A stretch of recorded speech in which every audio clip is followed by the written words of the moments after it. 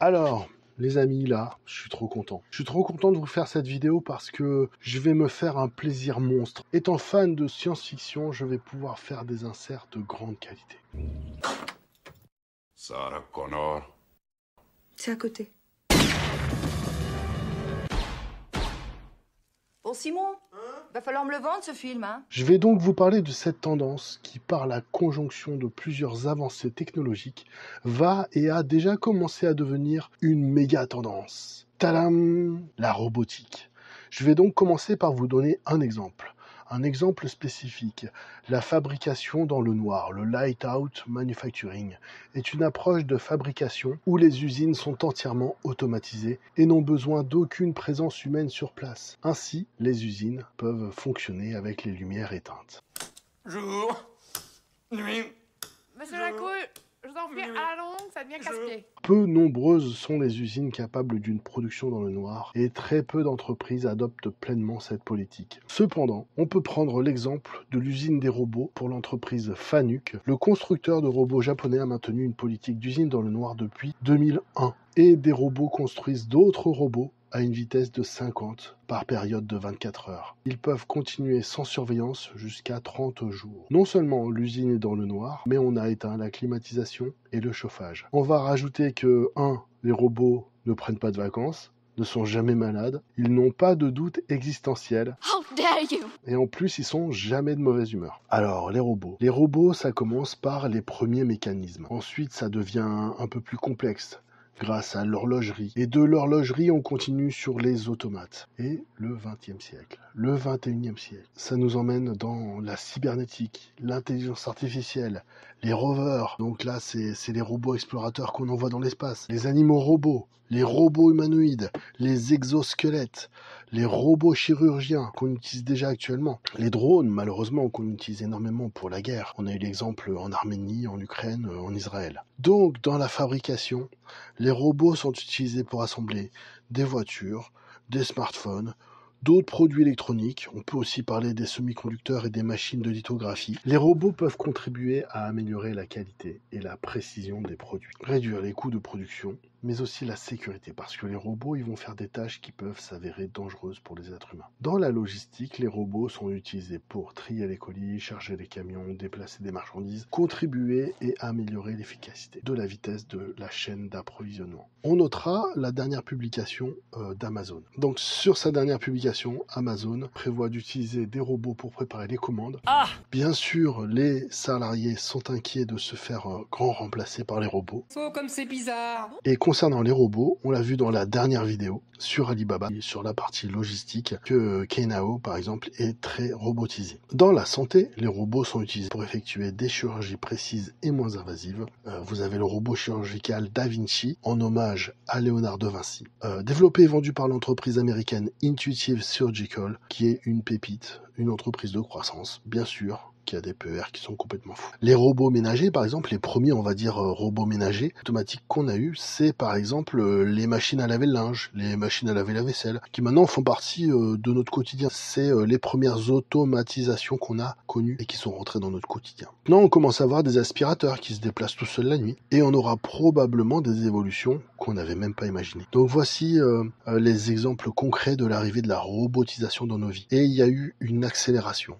Parce que la méga trend robotique, elle se conjugue avec le méga trend du vieillissement de la population. Donc là, dans le graphe à gauche, on voit la tendance du déclin de la population active, notamment au Japon, en Italie, en France, en Allemagne, au Royaume-Uni et aux États-Unis. Les États-Unis, c'est un cas un tout petit peu à part, étant donné qu'ils ont une immigration qui est très importante actuellement. Peut-être que ça va changer après les prochaines élections, mais en tout cas actuellement là c'est vraiment open bar pour l'immigration aux États-Unis. Donc la méga tendance du vieillissement de la population se solutionne en partie grâce à la robotisation.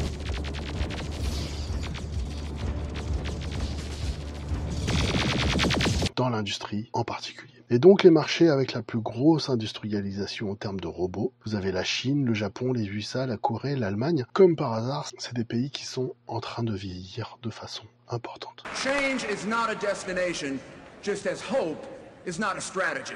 Mais vous avez encore beaucoup de pays qui sont très loin en termes d'équipement. Ça nous présente donc un potentiel encore non réalisé. Là, on a les robots purement industriels. On voit que la tendance est sur une courbe de croissance continue et très importante. On est vraiment à 45 degrés là. Et pour les robots de service, donc là, entre 2019 et 2027, on a une tendance aussi qui a une courbe qui est magnifique. Donc, le nombre total de robots de service vendus pour un usage professionnel en 2022 a été de 158 000 unités. Ça représente une augmentation de 48%. Tout ça, c'est des belles promesses, mais nous, ce qu'on veut, c'est des garanties. On a des problèmes et on cherche des solutions. Donc, dans la restauration, on a 200 000 emplois qui sont non pourvus face à cette situation. En France, 2000 sont déjà utilisés dans les restaurants, des robots pour remplacer les serveurs. On est sur une tendance qui commence, 2000 robots finalement, comparé au nombre de restaurants qu'on trouve en France, c'est pas beaucoup. Encore une fois, un robot, ça ne tombe jamais malade, ça va jamais se plaindre, ça va faire son travail 7 sur 7, 24 sur 24, ça prend jamais de vacances, etc. etc. Donc le robot, c'est une solution qui va se démocratiser et c'est le sens de l'histoire. On a 114 milliards de dollars en 2023 et on arrive à 258 milliards de dollars en 2028. Donc là, on est sur vraiment une grosse tendance de croissance. C'est un marché qui a un potentiel énorme. Hey, 2 bâtons, ça, gratos, cadeau. Le marché à la croissance la plus rapide, bien sûr, c'est l'Amérique du Nord. Le plus grand marché, c'est l'Asie-Pacifique, avec la Chine comme locomotive. Les principaux acteurs, donc on a Denso, Yaskawa, ABB, Kuka et Fanuc. Il y a plein d'autres compagnies, par ailleurs. Là, c'est vraiment juste un échantillon. On remarque quand même qu'il y a une forte présence des entreprises japonaises, parce que sur ce marché, ils s'en sont fait historiquement une spécialité. Alors, qu'est-ce qui fait que la robotique, là, actuellement, aujourd'hui, en 2023, devient encore plus intéressante? Juste différent dans ton esprit. Tu dois désapprendre tout ce que tu as appris. Très bien, je vais essayer. Non, n'essaie pas. Fais-le.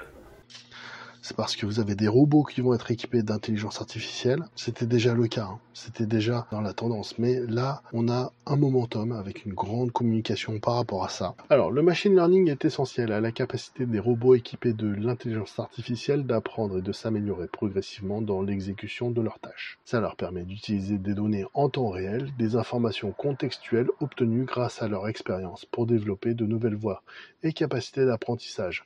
Ça permet aux robots de résoudre des problèmes nouveaux et uniques lorsqu'ils les rencontrent dans leur environnement. Avec le traitement du langage naturel, donc le NLP. Le NLP est un type d'intelligence artificielle qui permet à un robot de comprendre le langage humain comme on le parle. Les robots équipés de l'IA et de la technologie NLP vont accomplir des tâches qui impliquent de répondre aux questions posées par des êtres humains, reconnaissance vocale, déterminer le ton de la voix. Le NLP permet aux robots équipés de l'IA, utilisés dans la vente au détail, la santé, l'hôtellerie, de communiquer directement avec les clients sur les bornes sans contact, de servir d'assistants virtuels dans les banques afin de réduire les contacts humains ou de divertir des résidents par exemple dans les maisons de retraite. Concernant l'IA conversationnelle, avec son porte-étendard ChatGPT. L'IA conversationnelle utilise des données. Elle utilise le NLP et le machine learning pour porter les capacités d'interaction d'un robot équipé de l'IA avec des êtres humains au niveau supérieur. L'objectif de l'utilisation de l'IA conversationnelle avec des AMR ou des robots humanoïdes est d'offrir des interactions plus humaines entre les utilisateurs et les ordinateurs. Chaque interaction permet au robot de capturer le dialogue, de le traiter, de répondre et d'apprendre en prévision d'interactions suivantes. Par exemple, les restaurants Lee's Famous Chicken dans l'Ohio. Yes, I'll take a breast. Would you like to try our fried apple pie for 99 cents today? No, thank you.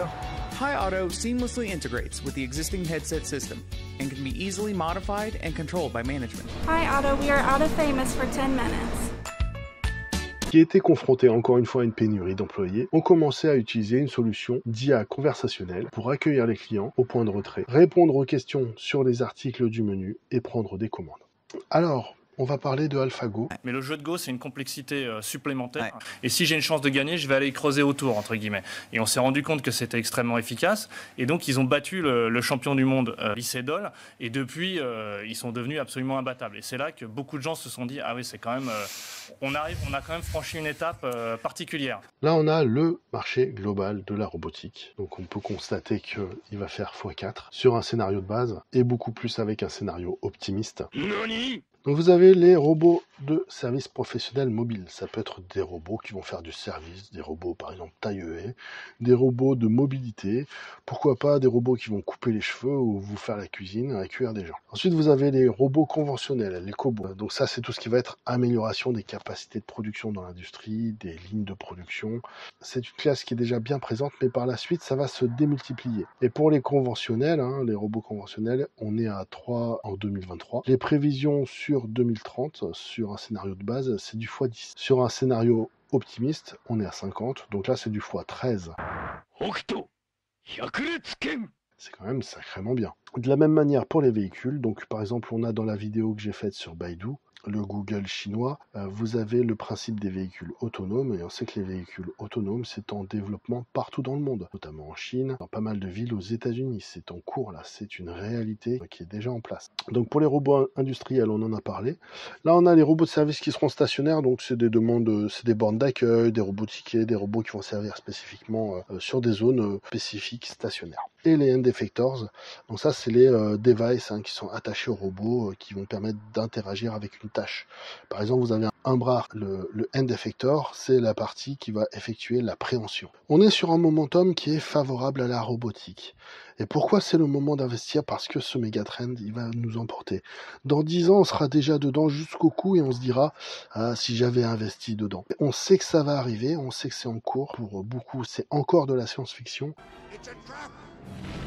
Alors qu'on a une marge de progression et d'innovation qui est hyper importante. La robotique se trouve à l'intersection de plusieurs technologies révolutionnaires telles que les capteurs, la connectivité 5G, l'informatique en nuage et l'intelligence artificielle. Les capteurs peuvent être considérés comme les yeux des robots, ce qui leur permet d'évaluer l'environnement, y compris la lumière, la température, la proximité d'autres objets. Et à mesure que les robots deviennent de plus largement utilisés en dehors des chaînes de montage, leur capacité à naviguer dans des environnements en mutation non structurée est devenue de plus en plus importante. La technologie LiDAR, donc détection et télémétrie de LiDAR rendue possible par les capteurs, permet à un robot de collecter des données d'imagerie 3D à des fins de cartographie et de classification d'objets. Récemment, nous voyons des systèmes LiDAR ayant la capacité de voir à plus de 1000 mètres de distance et près de 5 fois plus loin que les systèmes précédents. Alors, les capteurs, pourquoi c'est si important? Parce qu'à partir du moment où vous avez des robots qui vont se mouvoir dans le monde, alors on pense qu'on peut donner comme exemple principal les voitures autonomes. Vous avez besoin d'une tonne de capteurs pour leur permettre de naviguer en toute sécurité et de façon correcte. Mais les voitures vont à terme devenir semi-automatiques, semi-autonomes, comme on peut déjà présupposer en voyant des voitures électriques comme les Tesla,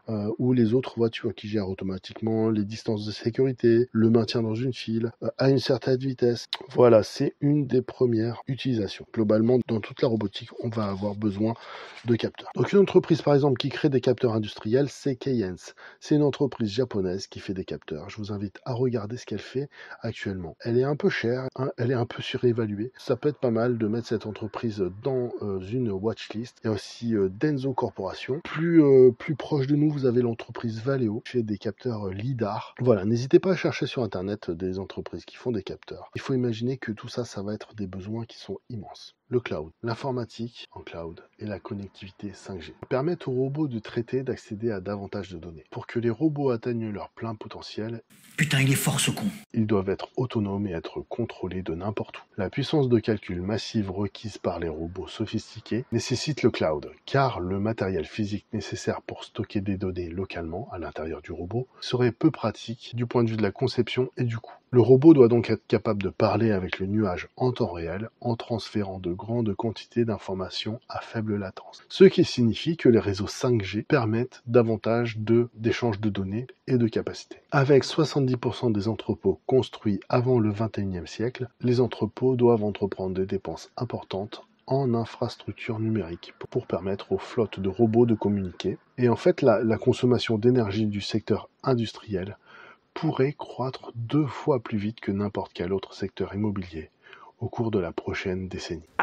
Control your own and your teenager showers. And when you turn off the water, you say, take that, Putin. Enfin, les progrès réalisés à travers les 3 types d'intelligence artificielle, donc l'apprentissage automatique, le traitement du langage naturel et l'IA conversationnelle, sont les clés pour déverrouiller les capteurs et le véritable potentiel de la connectivité.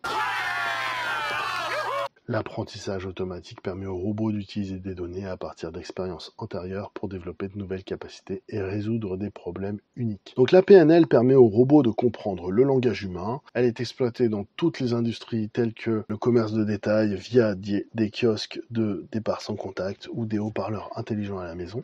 L'IA conversationnelle est la version la plus avancée de la PNL. Elle permet aux robots d'interagir de manière plus humaine. Par exemple, des restaurants de restauration rapide ont tiré parti de l'IA conversationnelle pour accueillir les clients, prendre des commandes, faire des suggestions. Et donc on arrive à 2022, où là, la sortie de ChatGPT... novembre. Voilà, et là encore, en fait, c'est des réseaux de neurones profonds, c'est une mathématisation du langage. En fait, on a des vecteurs, des matrices, on fait des multiplications de matrices, on fait plein d'additions et de multiplications, et il faut absolument pouvoir le faire en parallèle. Et toutes ces avancées technologiques ont sans doute leur impact le plus important dans deux segments clés qui sont à l'origine de l'adoption, la logistique et le soin de santé.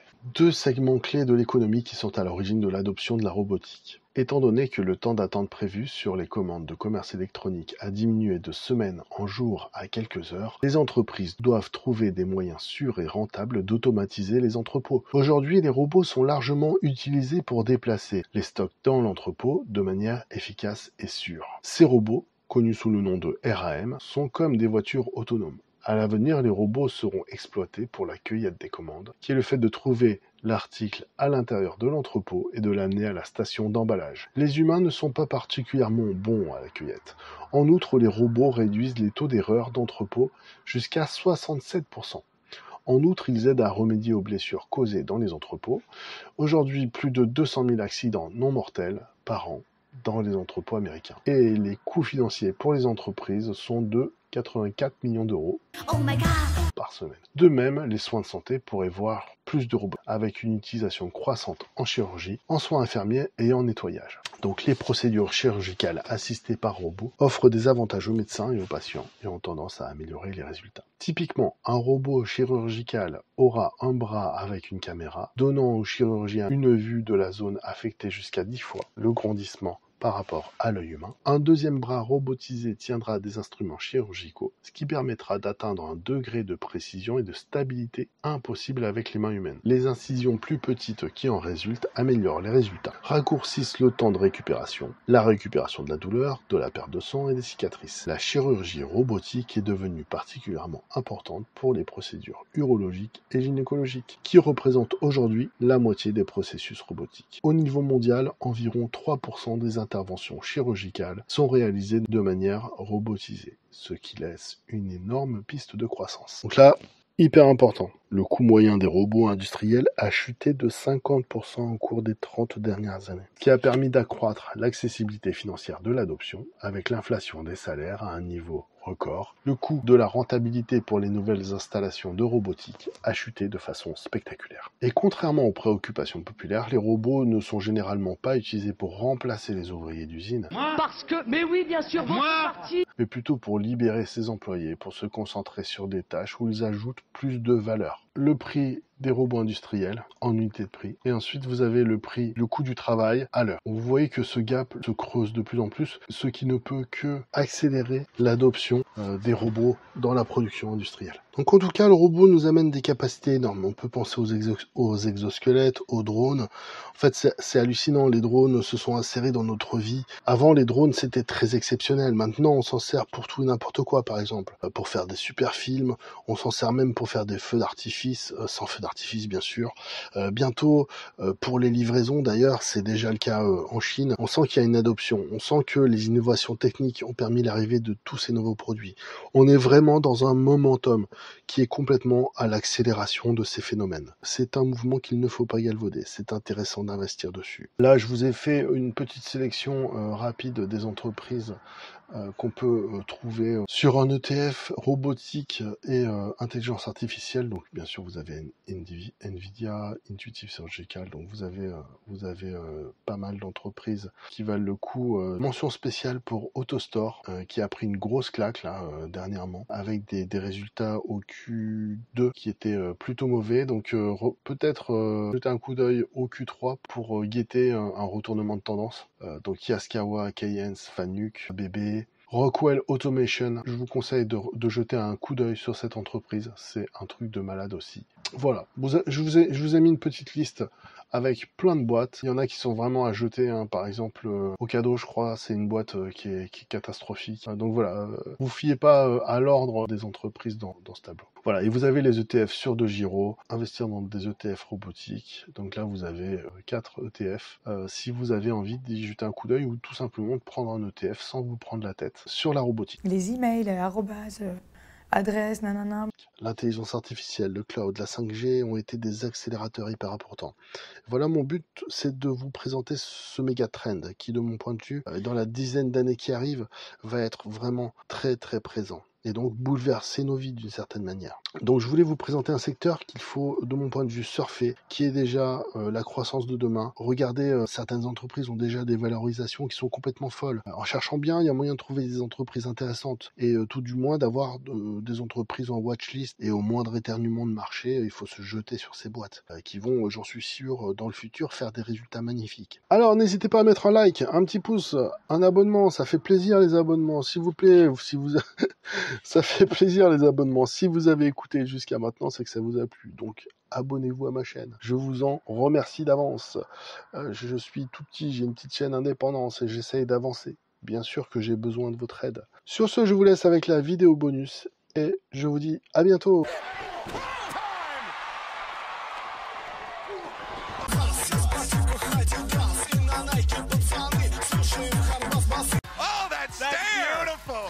They're out for blood.